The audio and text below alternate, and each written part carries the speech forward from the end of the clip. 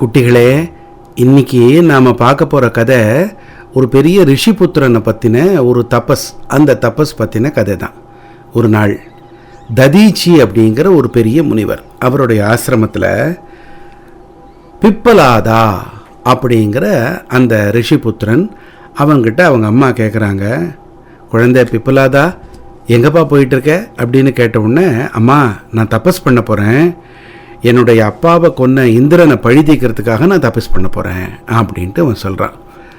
அப்போது அவங்க அம்மா சொல்கிறாங்க, குழந்தை உனக்கு தெரியாது, உங்கள் அப்பா தானே தன்னுடைய உடம்ப அதில் இருக்கிற எலும்புகளை விருத்ராசுரன் அப்படிங்கிற அசுரனை கொல்றதுக்காக இந்திரனுக்கு தானே அவர் கொடுத்தாரு.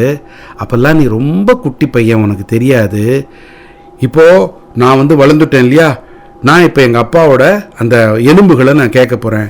அப்போ எங்கள் அப்பா, அதனால் எங்கள் அப்பாவுக்கு மீண்டும் உயிர் வரும் அப்படின்ட்டு அவன் என்ன பண்ணுறான், நேர பிடிவாதமாக காட்டுக்கு போய் தபம் பண்ணுறான்.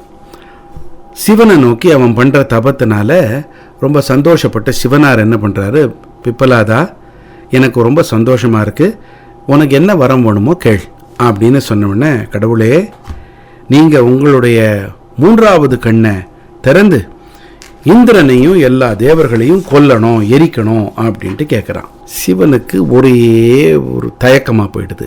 குழந்தை, நீ இவ்வளவு கடுமையாக தவம் பண்ணதுக்கப்புறமா மற்றவங்களை கொல்றதுக்காகவா அப்படியா ஒரு வரம் வாங்குவே? உன்னை பார்த்தா எனக்கு பாவமாக இருக்குது குழந்தை.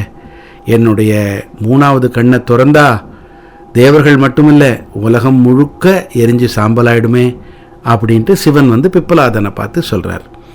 எனக்கு அதெல்லாம் பற்றி கவலையே கிடையாது, எனக்கு என்னுடைய வரம் வேணும் அப்படின்ட்டு பிப்பலாதன் பிடிவாதமாக இருக்கான்.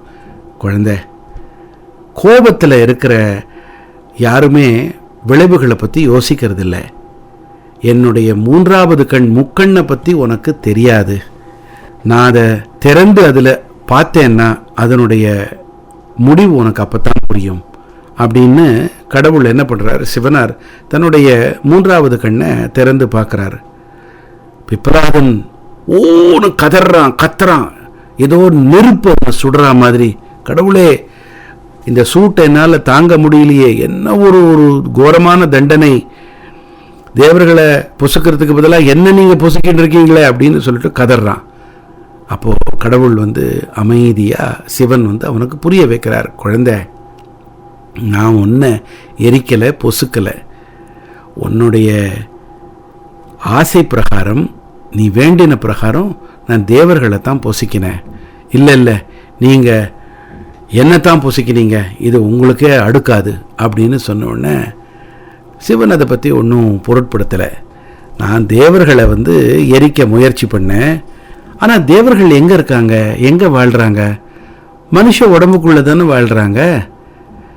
உன்னுடைய கை இந்திரன், உன்னுடைய கண் சூரியன், உன்னுடைய மூக்கு அஸ்வினி குமாரர்கள், உன்னுடைய மனசு சந்திரன், எல்லாருமே உனக்குள்ளே தானே இருக்காங்க.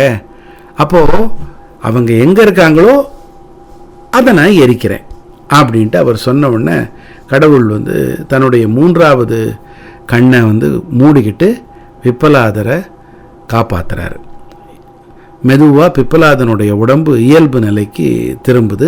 பிப்பலாதனுக்கும் தான் பண்ண தப்பு புரியுது. கடவுளே, சிவனாரே என்னை மன்னிச்சிருங்க, நான் தெரியாதனமாக அப்படி பண்ணிட்டேன், எனக்கு வரமா நீங்கள் பக்தியை மட்டும் கொடுங்க, உங்களுடைய திருவடியில் எனக்கு எப்பவுமே எனக்கு நிரந்தரமான ஒரு மாறாத ஒரு பக்தி வேணும் அப்படின்ட்டு பிப்பலாதன் வேண்டின உடனே அப்போது சிவனார் ஒரு உபதேசம் சொல்கிறார். அந்த உபதேசம் பிப்பலாதனுக்கு மட்டுமில்லை, குழந்தைகளே உங்களுக்கும் சரி எனக்கும் சரி, இந்த கதையை கேட்குற, இந்த நிகழ்ச்சியை பார்க்குற எல்லாருக்குமே இது ரொம்ப பொதுவான ஒரு உபதேசம், எல்லாரும் பின்பற்ற வேண்டிய ஒரு உபதேசம். யார் மற்றவங்களுக்கு கெடுதல் நினைக்கிறாங்களோ அவங்க தங்களுக்கே கெடுதல் செஞ்சுக்கிறாங்க. இதுதான் சிவனார் சொன்ன உபதேசம். பிற்காலத்தில் பிப்பலாதர் ஒரு பெரிய முனிவராக மாறுறாரு. வட்டுமா குட்டிகளே, இன்னொரு கதையில் நாம் சந்திக்கலாம்.